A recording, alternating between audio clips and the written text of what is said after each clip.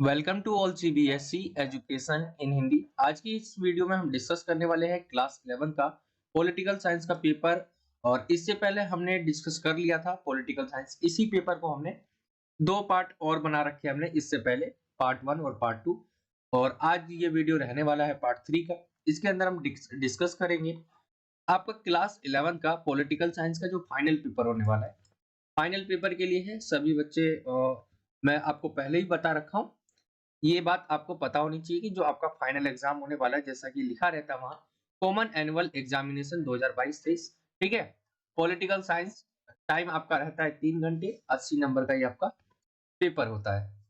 हमने पहले भी डिस्कस कर लिया ये सारी चीजें, लेकिन मैं आपको अगेन बता देता हूँ कि क्या क्या इंस्ट्रक्शंस रहने वाले, सामान्य निर्देश रहने वाले हैं। सामान्य निर्देश हम देखें यहाँ, तो बताया गया है कि सभी क्वेश्चन जो है वो यहाँ पर अनिवार्य है, यहाँ बताया गया है पहले पॉइंट में। दूसरा पॉइंट है 1 से 12 तक जो क्वेश्चंस होंगे ये आपके बहुविकल्पीय क्वेश्चंस होंगे। तीसरा पॉइंट है 13 से 18 तक जो क्वेश्चन होंगे ये 2 नंबर वाले होंगे। हमने ये दोनों जो चीजें हमने पार्ट 1 में हमने डिस्कस कर लिया है, ठीक है। इसका पार्ट 1 हमने डिस्कस कर लिया है और आप इसे देख सकते हैं, लिंक आपको डिस्क्रिप्शन में मिल जाएगा वहां से, ठीक है। इसके बाद हम आगे बात करें, 19 से लेके जो 23 तक क्वेश्चन होंगे ये 4 नंबर वाले होंगे। इसके बाद 24, 25, 26 जो क्वेश्चंस होंगे पैसेज, कार्टून और मानचित्र पर आधारित क्वेश्चन होंगे। ये हमने पार्ट 2 में डिस्कस कर लिया इन दोनों को। देखिए, पार्ट वाइज लाने का मकसद यही है कि आपको बहुत अच्छे तरीके से समझाया जाए। साथ ही वीडियो को जो है काफी काफी ज्यादा ऐसे बच्चे होते हैं जो 1 मिनट 2 मिनट तक ही देखते हैं। तो इससे क्या है कि मैं भी मेहनत करता हूँ, वो भी खराब जाता है। इस वजह से मैं 3 पार्ट में आपको ला रहा हूँ ताकि आप देख पाए। और आगे हम बात करें अगले जो निर्देश की, तो क्वेश्चन नंबर आपका 27 से 30 तक जो क्वेश्चन रहेगा ये 6 नंबर वाले होंगे। और लास्ट में कहा गया 6 नंबर के जो क्वेश्चन होंगे इसके अंदर आपको विकल्प भी देखने को मिलेंगे। तो ये आपका सामान्य निर्देश रहता है। और वीडियो थोड़ी लेट हो गई इसका पार्ट 3 आने में। इसका रीजन है, मैंने इसको पहले भी रिकॉर्ड कर लिया था बट उसके अंदर जो है बैकग्राउंड जो नॉइस है वो बहुत ज्यादा था। इसी वजह से जो है मुझे इसे दोबारा रिकॉर्ड करना पड़ रहा है। और यहाँ रिकॉर्ड करने में दिक्कत ये होता है कि बैकग्राउंड नॉइस बहुत ज्यादा आता है और मेरे पास कोई ऐसा सेटअप नहीं है कि बैकग्राउंड नॉइस को मैं रिमूव कर पाऊं या मतलब कम आ पाए, ठीक है। इस वजह से जो है मुझे दोबारा रिकॉर्ड करना पड़ रहा है और ऐसी कई सारी वीडियो जो दोबारा रिकॉर्ड करनी पड़ती है बैकग्राउंड नॉइस की वजह से, क्योंकि बच्चे कमेंट करके कहेंगे इससे अच्छा मैं उसको दोबारा ही बना दूं। इंग्लिश मीडियम की बात करें, इंग्लिश मीडियम में बताया गया ऑल क्वेश्चंस आर कंपलसरी। एक और चीज, पेपर जो आपका हिंदी और इंग्लिश दोनों ही मीडियम में करवाया जा रहा है ताकि जो इंग्लिश मीडियम के बच्चे हैं वो ये ना समझे कि हमारे लिए नहीं है। दोनों ही मीडियम के लिए जो है इंपॉर्टेंट है ये पेपर और फाइनल पेपर है, ये सभी को पता ही है। Question number 1 to 12 are multiple choice questions of 1 marks each, ठीक है। थर्ड पॉइंट है क्वेश्चन नंबर 13 से 18 तक 2 मार्क्स ईच क्वेश्चंस होंगे। आंसर दीज क्वेश्चन आपको देना है should not exceed 50 words each. Point 4 है क्वेश्चन नंबर 19 से लेके 23 तक 4 मार्क्स ईच क्वेश्चंस। पॉइंट 5 है 24 से 26 तक जो पैसेज, कार्टून और मैप बेस्ड क्वेश्चंस होंगे। पॉइंट 7 है आपका क्वेश्चन नंबर 27 से 30 तक 6 marks each questions. Answer this questions should not exceed 170 words. और लास्ट है आपका there is an internal choice in 6 marks question. तो ये आपका पैटर्न रहता है। मैं दोबारा बता देता हूं क्योंकि ऐसे कई बच्चे होते हैं जो न्यू ज्वाइन होते हैं क्लास में या नए आते हैं चैनल पर। ये सारी चीजें हमने सेक्शन ए, हमने सेक्शन बी और हमने डिस्कस कर लिया था, ठीक है। आगे हम चलते हैं, जहां से आज हम डिस्कस करने वाले हैं वो आपका रहता है 6 नंबर वाले क्वेश्चन। इसे आप सेक्शन ई कहते हैं। यहाँ से आपका जो है स्टार्ट हो जाता है सेक्शन ई, खंड ई। यहाँ पे जो क्वेश्चंस मिलेंगे आपको 6 नंबर वाले मिलेंगे। सभी क्वेश्चन 6-6 नंबर के होंगे और आपके टोटल जो क्वेश्चंस होंगे 27, 28, 29, 30, यानी 4 क्वेश्चन रहेंगे आपके। और चारों में ही आपको जो है विकल्प देखने को मिलेगा, यानी 8 क्वेश्चन आपके आज डिस्कस करेंगे हम इस पार्ट में। तो यहां से आपका स्टार्ट हो जाता है। डिस्कस करते हैं। क्वेश्चन नंबर 27 है, भारतीय संविधान उधार लिए गए सिद्धांतों का टोकरा है, आपको समझाना है। इस क्वेश्चन को कई तरह से पूछा जा सकता है, जैसे कि भारतीय संविधान के स्रोतों का वर्णन करें। एक आपका स्रोत पूछा जा सकता है, ठीक है। स्रोत के माध्यम से क्वेश्चन पूछा जा सकता है। एक सिद्धांतों का टोकरा है, उधार लिए गए। एक पूछा जा सकता है पुष्प गुच्छ, ठीक है, पुष्प गुच्छ की तरह जो है जिसमें सभी अलग अलग तरह के जो है पुष्प जो है इसके अंदर है। तो ऐसे क्वेश्चंस भी पूछे जा सकते हैं। तो इस क्वेश्चंस को आपको कई तरह से घुमा के पूछा जा सकता है। इसका आंसर एक ही है कि जो हमारा संविधान बना उसके अंदर हमने कई देशों के संविधान से हमने जो सिद्धांत है वो उठाए, और क्योंकि वो हमें अच्छे लगे और अच्छे लगे तो हमने अपने संविधान में भी उसे डाले। और संविधान बनाना जो है हमारा जब चालू हुआ था तो उसके अंदर बहुत सारी परेशानियां आ रही थी, और हमने दूसरों के देशों को संविधान से हमने बहुत सारी चीजें उठा के अपने संविधान में रखी। अब पूछा जाता है, किसी एक का भी आपसे पूछा जा सकता है 4 नंबर में, ठीक है, कि ब्रिटिश के संविधान से क्या-क्या लिया गया ये बताइए। तो ये 6 नंबर का है, इसके अंदर हम सारी चीजें डिस्कस करेंगे कि हमने कौन से देश के संविधान से क्या चीजें ली है। तो सबसे पहले बात करें यहाँ पे जो है कुछ पॉइंट्स मैंने लिख रखे, आप पढ़ना चाहो पढ़ सकते हो। हम मेन चीज की बात करते हैं जहाँ पे आपका जो है क्या-क्या स्रोत है दूसरे देशों से। तो हमारा जब संविधान बना तो उसके अंदर ऐसा कहा जाता है कि ये संविधान क्या है, ब्रिटिशों का मतलब बनाया हुआ है एक तरह से। लेकिन भारत ने ये अपना संविधान बनाया और इसके अंदर हमने क्या-क्या चीजें उठाई ब्रिटिश के संविधान से, जिसने हम पे राज किया। तो ब्रिटिश का जो संविधान है उससे हमने कई सारी चीजें उठाई है, जिसमें से 3-4 पॉइंट यहाँ पे है। जिसके अंदर आप देखते होंगे भारत में चुनाव होता है तो उसमें सबसे ज्यादा जिसको वोट मिलते हैं वो जीत जाता है। तो भारत में जो चुनाव होता है जिसमें सर्वाधिक मत के आधार पर चुनाव में जीत का फैसला, ये हमने लिया है ब्रिटिश के संविधान से। दूसरा, सरकार का जो संसदीय स्वरूप है ये भी हमने किससे लिया है, ब्रिटिश के संविधान से। कानून के शासन का विचार यानी कानून का शासन होगा, और विधायिका में जो अध्यक्ष का पद है और उसमें और उसकी कानून निर्माण की विधि यानी जो कानून है वो किस प्रकार बनेगा, ये 4 चीजें हमने ब्रिटिश के संविधान से लिया है, ठीक है। और आगे हम देखें अमेरिका के संविधान से हमने क्या-क्या लिया है। अमेरिका के संविधान से हमने मौलिक अधिकार, जो आपके मौलिक अधिकार आप पढ़ते हैं, वो हमने मौलिक अधिकारों की जो पूरी सूची है वो ली है अमेरिका के संविधान से। संविधान की प्रस्तावना, संविधान की प्रस्तावना का मतलब है कि संविधान को आप देखते होंगे, अपनी किताब खोलते होंगे तो वहां पे क्या है, प्रस्तावना लिखी रहती है। आप कोई भी गवर्नमेंट बुक जो गवर्नमेंट प्रोवाइड करवाते उसके अंदर संविधान की प्रस्तावना रहती है। तो उसके अंदर भारत के बारे में बताया होता है उस पेज में कि भारत क्या है, एक धर्मनिरपेक्ष राज्य है। उसके अंदर बहुत सारी चीजें होती है, वो मुझे याद नहीं है। ये प्रस्तावना हमने लिया है अमेरिका के संविधान से। न्यायिक पुनरावलोकन की शक्ति और न्यायपालिका की स्वतंत्रता, यानी न्याय क्या है, पुनरावलोकन का मतलब होता है कि न्याय अगर गलत हो गया है तो दोबारा से हम जो अपील कर सकते हैं।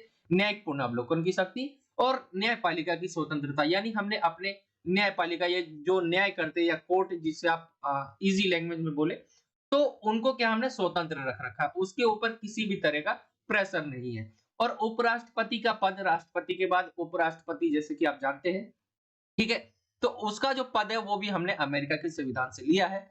आगे देखिए आयरलैंड के संविधान से हमने क्या-क्या लिया है, तो राज्य के नीति निर्देशक तत्व, ये आप चैप्टर में पढ़े होंगे, ठीक है। और राज्यसभा में मनोनीत सदस्यों का जो प्रावधान रहता है कि राष्ट्रपति जो है वो मनोनीत सदस्य यानी कुछ ऐसे कलाकारों को चुनती है वो, जो उसमें आ सकते हैं, या मनोनीत मतलब उनके द्वारा दिया जाता है कि इतने सदस्य जो है राज्यसभा में ये है, ठीक है। आप समझ गए होंगे, मैंने ये आपको पहले भी पढ़ा रखा है। फ्रांस के संविधान से भी हमने काफी चीजें ली है, जिसके अंदर स्वतंत्रता, समानता और बंधुत्व का सिद्धांत ये हमने लिया है फ्रांस के संविधान से, यानी स्वतंत्रता, समानता और बंधुत्व का सिद्धांत, जो स्वतंत्रता चैप्टर पढ़ते हैं आप, समानता, ठीक है, और बंधुत्व का सिद्धांत कहां से लिया हमने, फ्रांस के संविधान से लिया है। कनाडा के संविधान से भी हमने लिया है, जिसके अंदर एक अर्ध संघात्मक सरकार का स्वरूप यानी सशक्त केंद्रीय सरकार वाली संघात्मक व्यवस्था, ठीक है। अवशिष्ट यानी छोटी-छोटी शक्तियों का सिद्धांत भी हमने कनाडा के संविधान से लिया है। तो ये आप स्रोत कह लें इसे कि, या आप इसे कह सकते हैं कि सिद्धांतों का टोकरा, यानी उधार लिए गए सिद्धांतों का टोकरा है, जिसके अंदर हमने डिस्कस किया है ब्रिटिश के संविधान को, अमेरिका के संविधान को, आयरलैंड के संविधान हो गया, फ्रांस का हो गया, कनाडा का हो गया। इन सब से हमने बहुत सारी चीजें अपने संविधान में ली है। इसी कारण जो है भारत को क्या है, एक भारत का जो संविधान है उसको क्या कहा जाता है, उधार का थैला कहा जाता है, यहाँ पे आप देख लेंगे। दूसरी तरफ भारत के संविधान को पुष्प गुच्छ भी कहा जाता है, क्योंकि इस जिसमें विभिन्न देशों से लिए गए सिद्धांतों की सिद्धांत रूपी पुष्प जो है शामिल है, जैसा कि मैंने आपको बताया। तो ये रीजन है जिसकी वजह से भारत के संविधान को क्या है कि एक तो सिद्धांतों का टोकरा कहा जाता है, उधार लिए गए सिद्धांतों का टोकरा है। आप क्वेश्चन ऐसे ही पूछा जा सकता है कि भारतीय संविधान के स्रोतों का वर्णन करें, यह पुष्प की भांति है, इसका वर्णन करें। ठीक है, भारतीय संविधान। तो इस तरीके से पूछा जाता है क्वेश्चन, और 6 नंबर में बहुत ज्यादा इंपॉर्टेंट क्वेश्चन है, बहुत बार पूछा गया है। ये आपका हो गया क्वेश्चन नंबर 6, क्वेश्चन नंबर जो है 1, जिसे आप 27 कह सकते हैं। इस वीडियो में हमने एक क्वेश्चन डिस्कस कर लिया है। इंग्लिश मीडियम की बात करें, इंग्लिश मीडियम में पूछा गया है, the Indian constitution is a basket of broad principles explain. तो यहाँ पे वही है, ठीक है, इंग्लिश मीडियम में है। यहाँ पे आप देखेंगे ब्रिटिश के कॉन्स्टिट्यूशन से क्या क्या लिया है। तो decision of victory in the election on the basis of maximum vote, parliamentary from of government, idea of rule of law, and last है आपका the office of the speaker in the legislature and it's method of law making. ठीक है, तो making of law हमने British के constitution से लिया है। सेकंड हम देखिए कॉन्स्टिट्यूशन ऑफ अमेरिका से क्या लिया हमने। तो लिस्ट ऑफ फंडामेंटल राइट हो गया, ठीक है, preamble of a constitution, power of judicial review and independence of judiciary, vice president. ठीक है, तो ये चीजें हमने ली है अमेरिका के संविधान से। आगे डिस्कस करें हम कॉन्स्टिट्यूशन ऑफ आयरलैंड। आयरलैंड से क्या क्या लिया हमने। तो directive principle of state policy, provision of nominated members in Rajya Sabha. ठीक है, ये चीजें हमने लिए आयरलैंड के संविधान से। कॉन्स्टिट्यूशन ऑफ फ्रांस से, तो principle of liberty, equality and fraternity, ये हमने लिया है फ्रांस के संविधान से।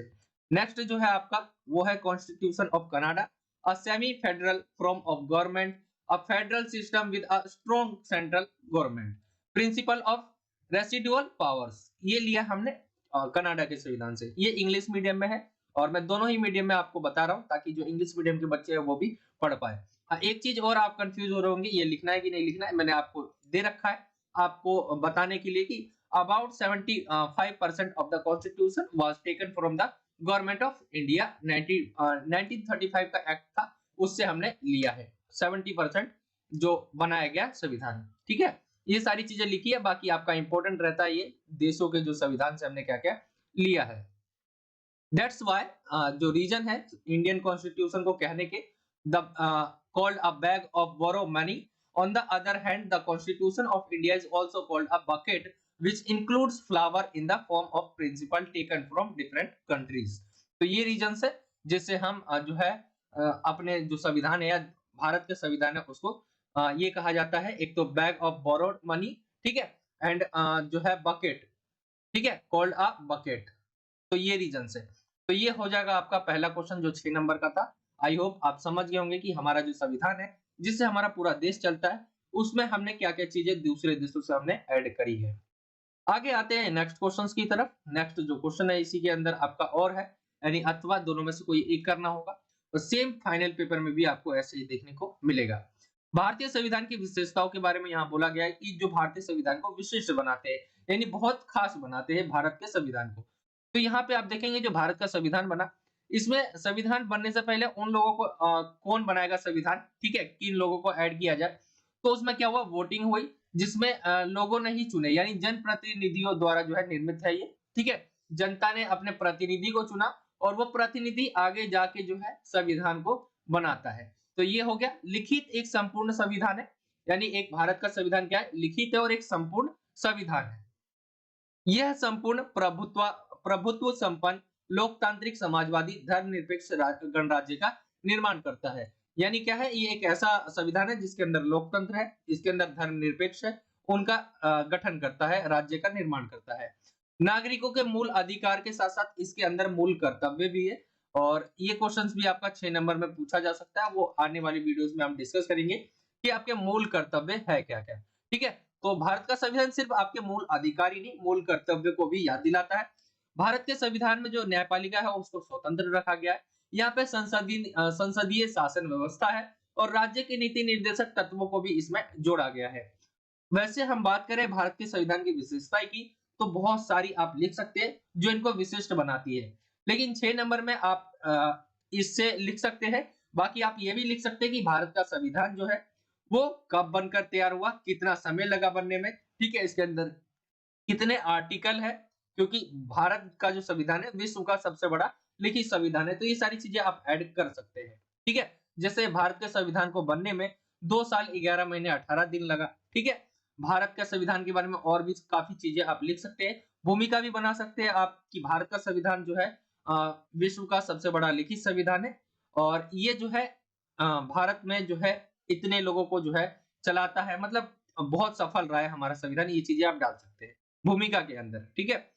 इंग्लिश मीडियम की बात करें हम, mention the feature of the Indian constitution that make the Indian constitution unique, यानी यूनिक बनाने वाले क्या है रीजंस या फीचर क्या क्या है। तो a complete constitution written by a people representative, ठीक है। तो जो पीपल्स के रिप्रेजेंटेटिव्स है उनके द्वारा ये जो है रिटन है। It constitutes a sovereign democratic socialist secular Republic, secular country आप सुनते होंगे इंडिया को, तो वो सेकुलर है जिसके अंदर सभी धर्मों के लोग जो है रहते हैं। Reminds the citizen of the fundamental duties along with the fundamental right, fundamental right के साथ साथ फंडामेंटल ड्यूटीज को भी ऐड किया गया है। There is an independent judiciary, parliamentary system of government और directive principle of state policy etc. तो many features you can say the Indian Constitution is a unique, ठीक है। आगे हम आते हैं नेक्स्ट क्वेश्चन पे, ये वाला क्वेश्चन आपका हो गया है और ये भी क्वेश्चंस इंपॉर्टेंट है। आगे हम आते हैं नेक्स्ट क्वेश्चन की तरफ। नेक्स्ट जो है आपका भारतीय संविधान में जो है निहित मौलिक अधिकारों का वर्णन कहने को कहा गया है, ठीक है। भारत के संविधान में जो मौलिक अधिकार है उसके बारे में पूछा गया। तो मौलिक अधिकार आपके टोटल 6 है, ठीक है। इससे पहले आपके 7 हुआ करते थे जिसके अंदर जो आपका संपत्ति का अधिकार है वो हटा दिया, संपत्ति का अधिकार जो था आपका वो हटा दिया गया और फिर जो है 6 आपके अधिकार बचते, ये 6। इसके अंदर सबसे पहला अधिकार हम देखें, जो मौलिक अधिकार वो अधिकार होते हैं जिनको अलग नहीं किया जा सकता, ये किसी भी कारणवश जिनको अलग नहीं किया जा सकता, ठीक है। कुछ ऐसे समय हो सकते हैं जिसको इसके ऊपर भी प्रतिबंध लगते हैं लेकिन ये आपके पास रहना ही चाहिए। समता का अधिकार जिसे आप समानता का अधिकार कहते हैं। समानता का अधिकार आप देखेंगे अनुच्छेद 14 से लेके 18 तक है, ठीक है। आपको एक्सप्लेन करना है कि समानता का अधिकार जो है 14 से 18 तक दिया गया है। 14 में क्या है, 15 में क्या है, 16 में क्या है, 17 में क्या है, 18 में क्या है, ये आपको एक्सप्लेन करना है। ऐसी स्वतंत्रता का अधिकार हो गया, इसके अंदर क्या है आपको आजादी है, अभिव्यक्ति की स्वतंत्रता है, इसके अंदर कई सारी स्वतंत्रता आ जाती है जो 19 से लेकर 22 तक है। ये हमने पहले भी डिस्कस किया है बहुत बार, मैं आपको फिर भी बता रहा हूँ। शोषण के विरुद्ध अधिकार है, धार्मिक स्वतंत्रता का अधिकार है, शिक्षा और संस्कृति का अधिकार है और संवैधानिक उपचारों का अधिकार। ये कोई अधिकार ना होकर बल्कि 5 जो अधिकार ऊपर के उनकी ये रक्षा करता है, ठीक है। तो रक्षा करने वाला अधिकार आप इसे कह सकते हैं, ये मैं अपनी भाषा ऐड कर रहा हूँ, ठीक है। संवैधानिक उपचारों का अधिकार, तो ये है आपका भारतीय संविधान में जो है दिया गया है आपके मौलिक अधिकार, ये आपको पता होने चाहिए। इन सभी आर्टिकल के बारे में भी आपको पता होने चाहिए। ये 6 नंबर में है तो इसका ये नहीं है कि आपको हर एक चीज लिखनी है इसकी, बस कुछ कुछ पॉइंट आपको लिख देने। जैसे समता का अधिकार है तो आपको किस चीज में समता है, ठीक है, यहाँ पे बताया गया। रोजगार में आपको जो भी जॉब मिलती है उसके अंदर सभी समानता है। स्वतंत्रता हो गया तो अभिव्यक्ति की स्वतंत्रता है, बहुत सारी चीजें आ सकती है। शोषण के विरुद्ध अधिकार जिसके अंदर आपको बता रखा होता है कि आप कोई जबरदस्ती वर्क नहीं करा सकते। धार्मिक स्वतंत्रता का अधिकार जिसके अंदर आप किसी भी धर्म को अपना सकते हैं, ठीक है, ये अधिकार रहता है। शिक्षा और संस्कृति का अधिकार है और संवैधानिक उपचारों का अधिकार है। ये आपको 6 नंबर में पूरा एक्सप्लेन करना है। और यहाँ मैं पेपर आपको बता रहा हूँ, तो पेपर में क्या होता है कि जब मैं डिस्कस करता हूँ तो पूरी डीपली तक नहीं जाता हूँ क्योंकि ये आपका पेपर डिस्कस हो रहा है। इसके अंदर मैं मेन चीजें आपको बता देता हूँ, बाकी आपको जो है इसे अगर आपने नहीं पढ़ा है डीप तो आपको पढ़ना पड़ेगा, मैंने पहले भी बता रखा है, ठीक है। इंग्लिश मीडियम में देखें तो describe the fundamental rights answer in the Indian constitution. Fundamental right क्या क्या है, इक्वालिटी है, फ्रीडम है, राइट अगेंस्ट एक्सप्लोरेशन है, ठीक है, फ्रीडम ऑफ रिलीजन है, right to education and culture है और राइट टू कॉन्स्टिट्यूशनल रिमाइंड्स है। तो ये इसके अंदर है, ये आपका जो है फंडामेंटल राइट रहता है। आप इसको जो है नोट कर सकते हैं, साथ ही आपको पता होना चाहिए कहां से कहां तक आता है। जैसे मैंने हिंदी मीडियम में आपको बताया वैसे ही आपको जो है इसे एक्सप्लेन करना है। तो यहाँ पर ये इंग्लिश मीडियम में है, आपके ये 6 अधिकार यहाँ पे लिखे हुए, इन सभी को आपको पता होना चाहिए। और मौलिक अधिकार वाला जो क्वेश्चन है वो 6 नंबर में बहुत बार पूछा गया है। क्वेश्चन इसी के 8वें में जो दिया गया है और में यहाँ पे बोला गया भारत के चुनाव की है उसकी विशेषताएं बतानी है। भारत में जो चुनाव होता है आप सभी को पता होगा, जो सबसे ज्यादा जिसे वोट मिलते हैं वो क्या होता है, वो जीत जाता है, ठीक है। तो इसके अंदर आपको बताना कि भारत की जो चुनाव प्रणाली है उसकी विशेषताएं क्या क्या है और हमने ये क्यों अपना रखी है, एक तरह से आपको ये बताना है। तो यहाँ हम देखिए भारत के जो चुनाव के बारे में, तो जो सबसे ज्यादा जिसे वोट मिलते हैं वो जीत जाता है। तो ये हमने प्रणाली अपनाई है, ये बहुत सरल है, ठीक है। इसमें जो प्रतिनिधि है जनता के प्रति जवाबदेह होते हैं। मतदाता एवं यानी वोट डालने वाले और प्रतिनिधि का जो है प्रत्यक्ष संपर्क रहता है। ये प्रणाली जो है क्षेत्रीय प्रतिनिधित्व लोकतंत्रीय सिद्धांत पर आधारित है। इसमें खर्चा भी बहुत कम आता है और इस प्रणाली से राष्ट्रीय एकता को भी बल मिलता है। तो यह है भारत की चुनाव प्रणाली। इसके अंदर सबसे ज्यादा जिसे वोट मिलते हैं वो जीत जाता है। ये बहुत आसान है। इसमें क्या होता है, जो प्रतिनिधि होता है यानी जिसे हमने चुना है वो हमारे जो हमने जो बोला है उसके प्रति जवाबदेह होता है। वो जो वोट डालने वाला होता है वो प्रतिनिधि को जो चुनता है उसे प्रत्यक्ष संपर्क में रहता है, ठीक है, सीधे संपर्क में रहता है। और इस प्रणाली का जो क्षेत्रीय प्रतिनिधित्व लोकतंत्रीय सिद्धांत पर आधारित है, ये इसमें बहुत कम खर्चा भी आता है और राष्ट्र की जो एकता है उसको भी ये ऊपर बढ़ाता है। तो ये है भारत की चुनाव प्रणाली की विशेषताएं। इंग्लिश मीडियम में देखिए the mention the feature of the Indian electoral system, यानी इलेक्शन का सिस्टम, ठीक है। तो in India the system of winning by the most votes has been adopted. Its feature are this is a simple in this the representatives are accountable to the public.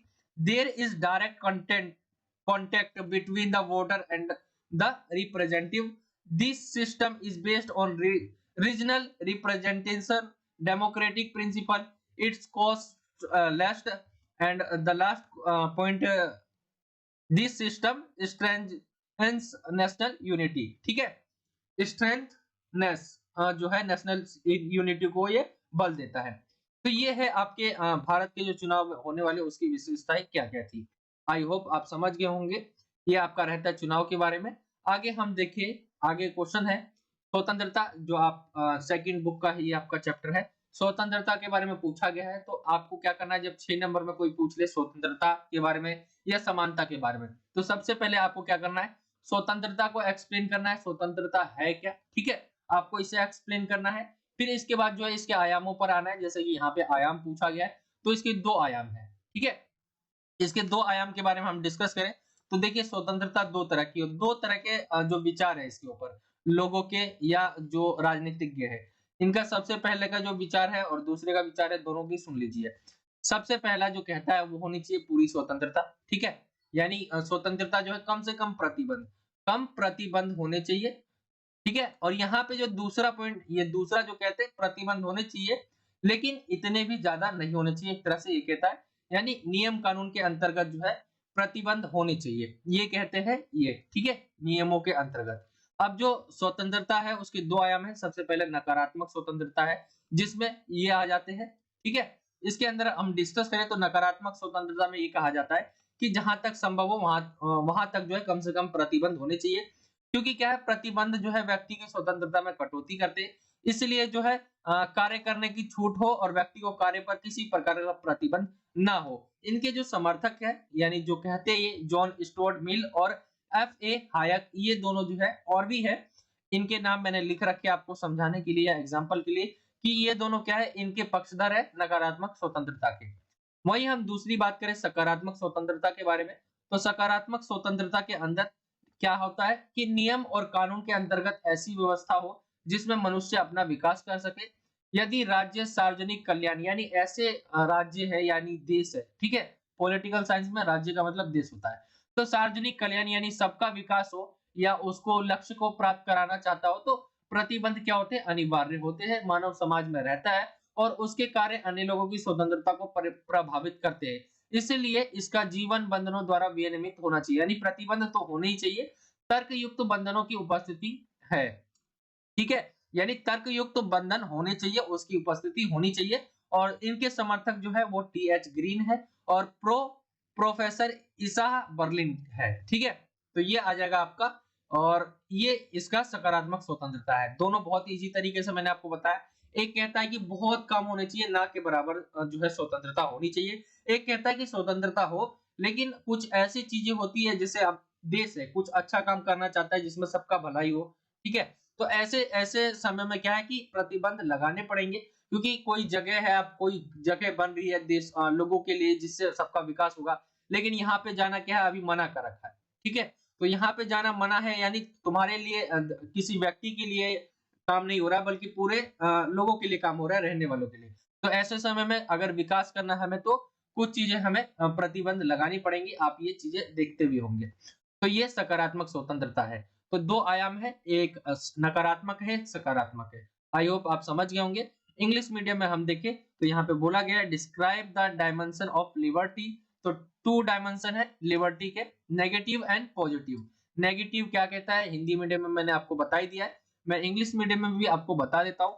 In a negative sense it implies the absence of restrictions as far as possible, because restrictions curtail individual freedom. That's why there should be freedom to act as per one's wish, when one's wish, and there should not be any restrictions on the person actions. Supporter of John Stuart Mill and F. A. Hayek etc.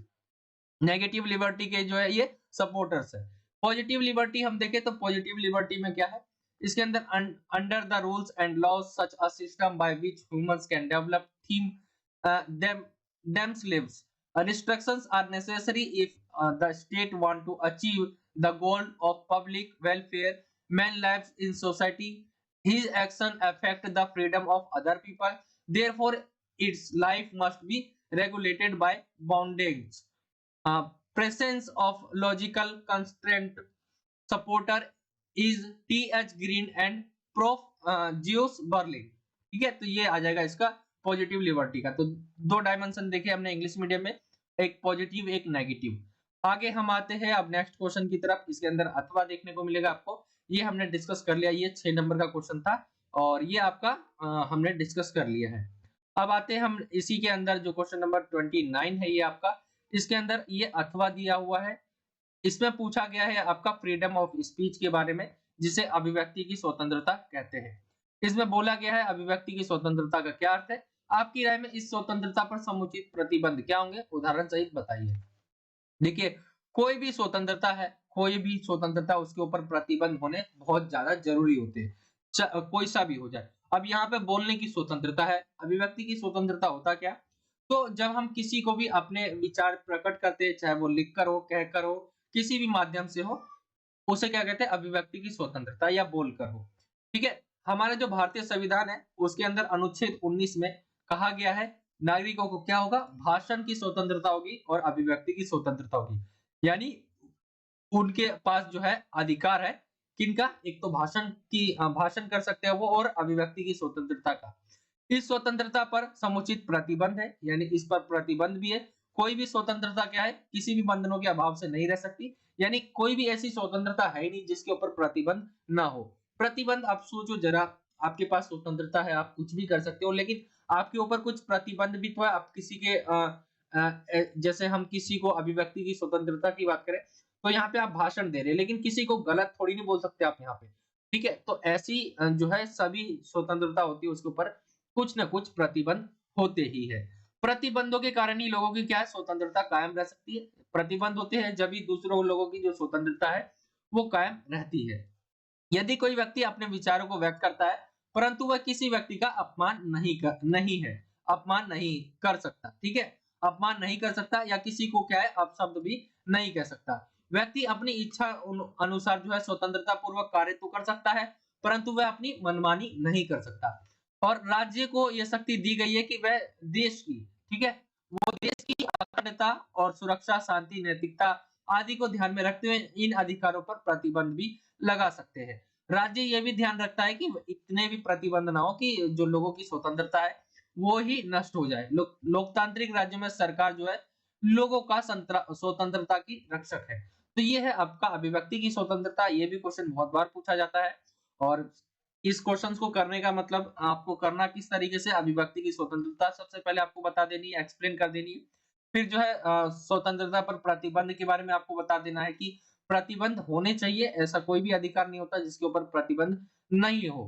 ठीक है, ये सारी चीजें आपको कर देनी है। English medium में हम देखें यहाँ पे, तो what is meant by the freedom of expression, what is your opinion, would to be appropriate restrictions on this freedom, explain with the example, तो फ्रीडम ऑफ एक्सप्रेशन क्या है? Freedom of expression is the freedom to express one thought. Individual can express their thought by speaking, writing, or through any medium.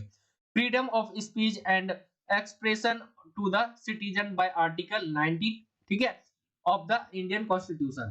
There are responsible restrictions on this freedom. No freedom can exist in the absence of restrictions. The freedom of the people can be maintained only because of the restrictions. If a person expresses his view but cannot insult any person or can't say bad words to anyone, a person can act freely according to his wish, but he cannot do his ability. But the state has been given the power to impose restrictions on these right, keeping in mind the country's integrity, security, peace and morality, etc.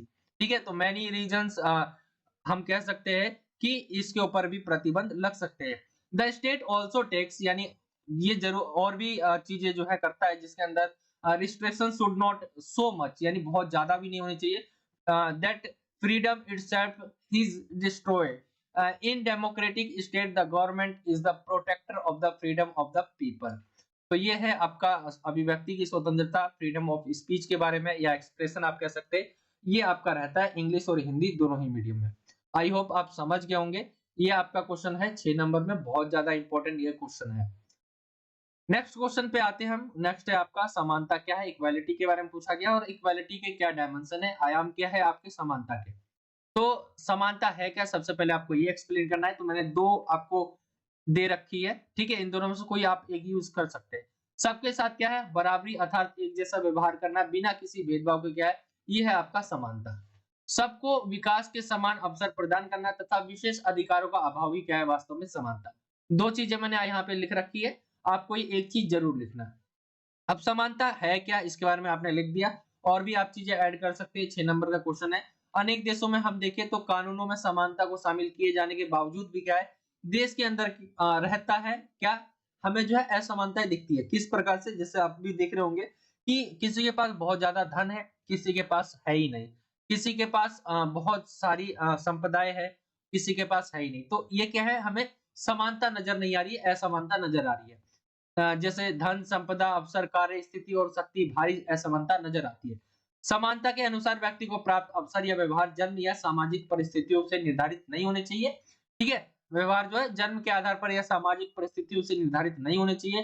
प्राकृतिक असमानता लोगों में उनकी विभिन्न क्षमताओं और प्रतिभाओं के कारण तथा समाज जनित असमानता अवसरों की असमानता व शोषण से पैदा होती है. तो असमानता पैदा होने के कारण ये थे. ठीक है, यहाँ पे भी लिख दिया है. और समानता के हम 3 डायमेंशन यानी आयाम के बारे में हम डिस्कस कर ले. तो समानता के 3 आयामों में सबसे पहला आता है आपका राजनीतिक समानता. इसके अंदर सभी नागरिकों को समान नागरिकता प्राप्त प्रदान करना राजनीतिक समानता में शामिल है.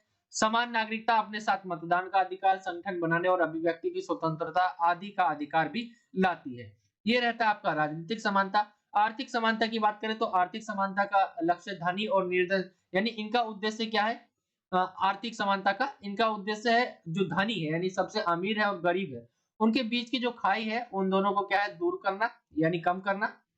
यह सही है कि किसी भी समाज में धन या आमदनी पूरी तरह से समानता, मतलब अमीर और गरीब का फर्क जो है ये तो पूरी तरह हम हटा दे, ऐसा संभव नहीं है. लेकिन सरकार क्या है, लोकतांत्रिक राज्य यानी लोकतांत्रिक जो देश होते हैं वो जो है कोशिश करती है कि सभी को समान अवसर उपलब्ध कराकर व्यक्ति को अपनी हालत जो है सुधारने का मौका दे.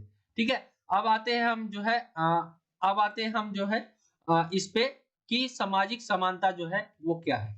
सामाजिक समानता क्या है, राजनीतिक समानता व समान अधिकार देना इस लक्ष्य को प्राप्त करने की दिशा में पहला कदम था. साथ ही समाज में सभी लोगों की जीवन यापन के लिए अनिवार्य चीजों के साथ पर्याप्त क्या हो, स्वस्थ सुविधाएं हो, शिक्षा हो, पोषक आहार हो, न्यूनतम वेतन की गारंटी को भी जरूरी माना गया है. समाज के जो वर्ग है, ऐसे वर्ग जो बहुत ज्यादा पिछड़े हैं या वंचित वर्ग है, महिला को समान अधिकार दिलाना भी राज्य की जिम्मेदारी होगी. तो ये सारी चीजें हैं आपकी समानता क्या है और उसके आयामों के बारे में. आई होप आप समझ गए होंगे. ये आप लिख लेना, और ये क्वेश्चंस भी बहुत बार पूछे जाते हैं. इंग्लिश मीडियम में हम देखें तो यहाँ पे पूछा गया है इंग्लिश मीडियम में, what is equality, describe the dimension of equality. तो to treat everyone equally means to treat them equally without any discrimination. ठीक है, तो ये क्या है, इक्वालिटी है। दूसरा जो है ये है providing equal opportunities for development to all and absence of special right is equality in reality. ठीक है, तो ये है इक्वालिटी। दो मैंने आपको बता दिया है, यहाँ पे और चीजें आप ऐड कर सकते हैं। Dispute despite the inclusion of equality in the laws of many countries there are a hug inequality of wealth, दो बार हो गया, inequality of wealth opportunities work status and power in the society। तो many inequality देखी जाती है किसमें, wealth में, opportunities, work status और power में। according to the equality of opportunities or treatment that a person receives should not be determined by birth or social condition। ठीक है, आगे है next point, natural inequalities arise among people due to their different abilities and talents and social generated inequalities arise due to inequalities of opportunities and exploitation. ठीक है, तो ये हो जाएगा आपका ये इक्वालिटी के बारे में। यहाँ 3 डायमेंशन की बात की गई है इक्वालिटी की। तो सबसे पहला पॉलिटिकल इक्वालिटी है जिसके अंदर providing equal citizenship to all citizen is included in political equality. Equal citizenship also bring with it the right to vote, the right to form associations and freedom of expression ETC. ठीक है, आगे हम discuss करें economic equality. तो the goal of economic equality is a reduce to the gap between rich and poor groups. It is true that complete equality of wealth is or income in any society is rarely possible, but it is no longer in existence. But the democratic state given a chance to the person to improve his condition by providing equal opportunity by government। ठीक है, तो ये हो सकता है आपका economic equality.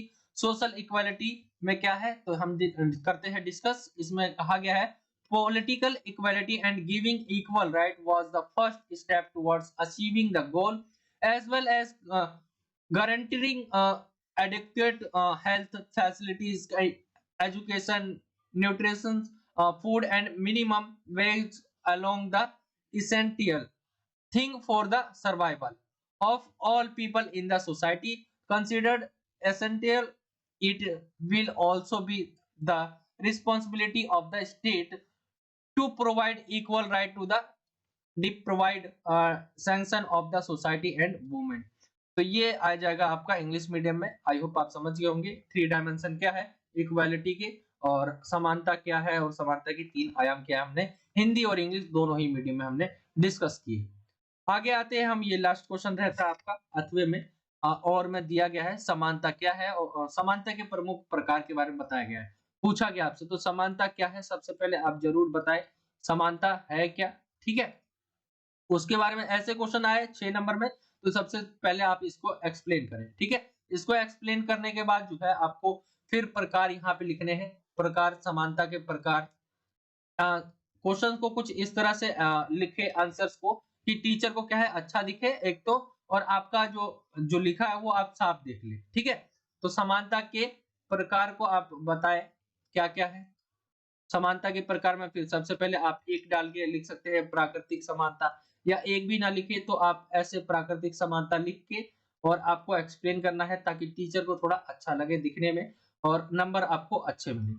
ठीक है, तो ऐसे आपको करना है। और समानता की बात करें हम, समानता आपको बता ही रखा इक्वालिटी है क्या।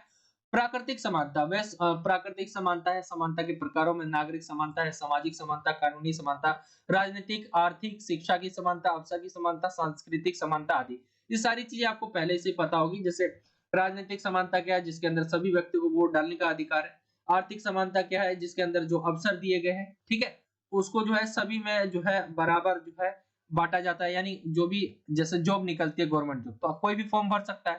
ठीक है, शिक्षा की समानता है, जिसके अंदर आप शिक्षा पा सकते हैं, कोई भी आपको नहीं रोक सकता। सामाजिक समानता हो गया। कानूनी समानता है, यानी कानून के समक्ष आप जो है बराबर है सभी व्यक्ति। ठीक है, नागरिक समानता है। प्राकृतिक समानता है, जो भी संसाधन है उसका आप यूज कर सकते हैं समान। तो ये सारी चीजें आप एक्सप्लेन करेंगे इसके अंदर, ठीक है। ये आपका क्वेश्चन जो है मैं आपको ऐसे बता रखा हूँ, ये टोटल जो है आप देखेंगे तो 8 है करीब, ठीक है। इसके अंदर 8 होंगे, तो इसके अंदर से आपको कोई 6 जो है एक्सप्लेन कर देने, जरूरी नहीं है कि 8 के 8 एक्सप्लेन करने आपको। कोई जो है प्रमुख प्रकार बोले गए तो मैंने आपको सारे लिख दिए यहाँ पे। इंग्लिश मीडियम में देखें तो बोला गया है describe the major types of equality, तो natural equality, civil equality, social equality, legal equality, political equality, economic equality, equality of education है, अपॉर्चुनिटी है और कल्चरल है, ठीक है। तो ये है इक्वालिटी के टाइप्स, आई होप आप समझ गए होंगे और इसको आपको एक्सप्लेन करना है। तो ये रहता है आपका 6 नंबर के क्वेश्चन में, ये लास्ट क्वेश्चन है आपका और ये पूरा पेपर आपका पार्ट 3 के अंदर एंड हो जाता है। इसके बाद हम आगे और सब्जेक्ट है उसके भी जरूर आपको जल्दी प्रोवाइड करवाएंगे। आई होप कि आपको समझ आ गया होगा, ये 6 नंबर के सारे क्वेश्चन हमने डिस्कस किए हैं और आई होप कि आपको वीडियो जरूर अच्छा लगा होगा। वीडियो अच्छा लगा तो वीडियो को लाइक करें, शेयर करें अपने दोस्तों में। चैनल पे नए हो तो चैनल को जरूर सब्सक्राइब करें, नीचे आपको जो है सब्सक्राइब का बटन मिल जाएगा, उस पर क्लिक करना है आपको और बेल के आइकन को ऑल पे सिलेक्ट कर लेना है। इससे जब भी मैं कोई नई वीडियो डालूंगा तो आप तक वो सबसे पहले पहुंच पाएगी और आप हमारी वीडियोस देख पाओगे। तो ये फाइनल के लिए है, फाइनल के लिए हमने अभी से ही स्टार्ट कर दिया आपके जो भी रहने वाले पेपर, ठीक है। ऐसे ही कर करके हम जो है करीब ये समझ लीजिए कि तैयारी आपकी बहुत अच्छे तरीके से करवा दिया जाएगा, जिसके अंदर आप बहुत अच्छे नंबर ला पाएंगे। क्योंकि देखिए मैं सिर्फ क्लास 11 को ही नहीं और क्लासेस को भी पढ़ाता हूँ, लेकिन मैं फोकस जो करता हूँ सिर्फ क्लास 11 पे करता हूँ। क्योंकि क्लास 11 के बारे में जो है ज्यादातर जो है नहीं सोचा जाता है कि क्लास 11 को किस तरह से पढ़ाना है, जबकि मेरे को ऐसा लगता है कि क्लास 11 जो है ज्यादा हार्ड है 12th के मुकाबले, ठीक है। 12th में आपको थोड़ा इंटरेस्ट भी आएगा अगर आप 12th में जाएंगे, तो 11th में ज्यादा इंटरेस्ट नहीं आ पाता है। क्योंकि इसके अंदर आपको पॉलिटिकल की बात करें, हम पॉलिटिकल में आपको शुरू से समझना पड़ेगा कि इसके अंदर हमें पढ़ना क्या है। 2 बुक है और दोनों ही बुक में एक में आपको संविधान के बारे में पूरा पढ़ना है और दूसरा भी उसी से लिंक है, रिलेटेड है आपका, ठीक है। तो बच्चों के अंदर इंटरेस्ट नहीं आ पाता है और मैं कोशिश करूंगा कि मैं और अपने आप को जो है इम्प्रूव करूं आपको पढ़ाने के लिए। मेरे पास जो है संसाधनों की कमी है, यानी मेरे को ऐसी चीजें नहीं मिल पाती है जिससे मैं और अच्छा कर पाऊं, लेकिन मैं धीरे धीरे कोशिश कर रहा हूं कि आपके लिए और चीजें अच्छी करूं जिससे आप बहुत आसानी से समझ पाए। पॉलिटिकल साइंस हो गया, हिस्ट्री हो गया, कोई भी सब्जेक्ट हो गया, उसके लिए मैं कोशिश कर रहा हूँ कि आपको और अच्छे तरीके से समझाऊं। बट आपका जो है आप पेपर की मैं तैयारी करवा रहा हूँ, जिसके अंदर ये तो समझ के रखिए कि आपके 10-10 पेपर जो है सभी के पेपर जो है प्रोवाइड करवाए जाएंगे और उसमें से समझ लीजिए मैं 95%, ठीक है, 95% जो क्वेश्चन है इसी में से आएंगे आपके। और ये मैं ऐसी नहीं फेंक रहा, क्योंकि भाई हमने करीब 2 साल मैंने आपको पढ़ाए हैं, ठीक है, यूट्यूब चैनल पे। तो इसके अंदर हमने देखा है कि जो हम पेपर करवाते हैं उसमें से करीब 95% क्वेश्चन सेम आ जाते हैं। तो इन पेपरों को आपको क्या करना है कि सिर्फ इनकी प्रैक्टिस करना है। इसके साथ साथ मैं आपको सिर्फ क्वेश्चंस पेपर में आंसर भी आपको दे रहा हूँ, लेकिन मैं आगे चल के आपको ऐसे 4-5 पेपर जरूर दूंगा, जिसमें आपको वीडियो के थ्रू में आपको बता दूंगा कि आपको करना क्या है, कि ये पेपर को डाउनलोड करना है और मुझे आपको इन सब के आंसर लिख के भेजने हैं कॉपी में, ठीक है। तो ऐसी चीजें हम टेस्ट लेने वाले हैं, उसके लिए भी आगे हम सोचेंगे, ठीक है। अभी हम डिस्कस कर लेते हैं, कुछ पेपर आपके डिस्कस कर लेते हैं जिसके अंदर आंसर के साथ भी होंगे, लेकिन मैं आपके कुछ टेस्ट लूंगा, उसके अंदर मैं डिस्कस करेंगे हम कि कौन से बच्चों का पेपर जो है अच्छा गया, ठीक है, किस बच्चे ने अच्छा लिखा। वो वीडियो में उन बच्चों की वीडियो लेके आऊंगा जो उन्होंने लिखा होगा, उसके बारे में हम डिस्कस करेंगे। जिन बच्चों के पेपर अच्छे होंगे उसमें से मैं 5 बच्चों का पेपर जो है ऐड करूंगा वीडियो में, उनको दिखाऊंगा, ठीक है। तो आगे अच्छी तैयारी करेंगे, धीरे धीरे स्टार्ट कर रहे हैं हम। और वीडियो आने में थोड़ा गैप हो जा रहा है, इसकी वजह थी थोड़ा, एक तो जो ऑनलाइन का चीज है इसमें मेरे को ज्यादा कुछ तो सिर्फ मैं यही चला पाता हूँ जो चला पाता हूँ, बाकी चीजें मैं यूज भी नहीं करता हूँ। तो धीरे धीरे सीखना पड़ेगा, धीरे धीरे मैं सीख के आपको बहुत अच्छा कंटेंट जरूर दूंगा। तो ये आपका पॉलिटिकल साइंस का है, धीरे धीरे हम ऑल सब्जेक्ट के डिस्कस करेंगे। चलिए, ये है आज का वीडियो, पार्ट 3 है। 3 पार्ट हमने डिस्कस कर लिया, एक पेपर को हमने 3 पार्ट के अंदर डिस्कस कर लिया। आने वाले पेपर को भी हम देखेंगे, जितने पार्ट में जाता है वो डिस्कस करेंगे। ये पॉलिटिकल साइंस का हो गया, इसके बाद हम आगे अलग जो दूसरे सब्जेक्ट है उसको भी देखेंगे। चलिए, मिलता हूँ आपसे अगली और एक्साइटिंग वीडियो में। जब तक के लिए जय हिंद, जय भारत, वंदे मातरम।